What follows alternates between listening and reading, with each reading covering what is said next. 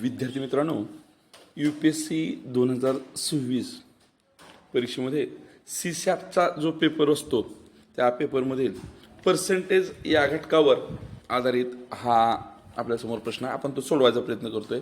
प्रश्न आपण वाचूया. प्रश्न बघा. एक व्यक्ति प्रत्येक महीने में अपने वेतन के 10% की बचत करता है. यदि उसके वेतन में 12% की वृद्धि होती है और उसका व्यय 10% से बढ़ जाता है तो उसकी प्रति माह होने वाली बचत में क्या परिवर्तन होगा. थोडक्यात मराठीत आपण ह्याचा अर्थ समजून घेऊ. एक माणूस आहे, तो प्रत्येक महिन्याला त्याच्या वेतनाच्या 10% बचत करतो. जर त्याचं वेतन 12% वाढलं आणि त्याचा खर्च 10% वाढला तर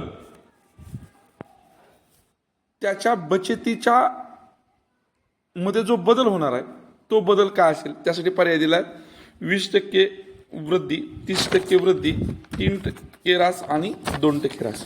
खूप सोपा प्रश्न आहे. अशा प्रकारचा प्रश्न सोडवताना आपण काय करायचं, पहिल्यांदा त्याची महिन्याचं जे वेतन आहे आपण ते 100 मानू.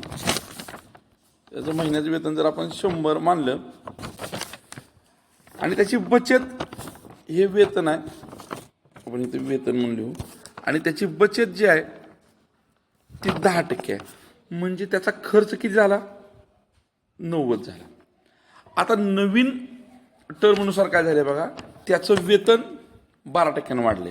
12% वाढले म्हणजे याच्या 12% किती होणार आहेत, 112.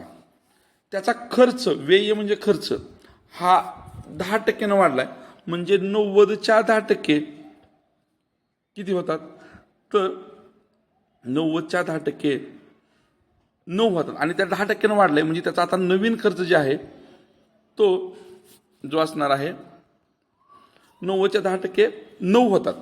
परंतु त्याचा खर्च 90 वरून आता मग किती झाला, 99 झाला. आणि बघा आता त्याचं उत्पन्न आहे 112, 12% वाढलं होतं. याच्या 10% खर्च वाढला म्हणजे 90च्या 10% 9, म्हणून एकूण खर्च त्याचा 99 झाला. 100 उत्पन्न मानले असताना मग त्याची बचत किती झाली बघा, 112 मधून 99 केलं तर बचत त्याची झाली 13 रुपये. आता मूळची बचत त्याची 10 होती आणि आता बचत व्हायली 13 रुपये. म्हणजे 10 रुपयामागं बचत किती वाढली, 3 रुपये. मग टक्केवारीच्या भाषेत 100 रुपयामागं बचत त्याची किती वाढेल, 30. म्हणजेच उत्तर काय येणार आहे, 30% वृद्धी.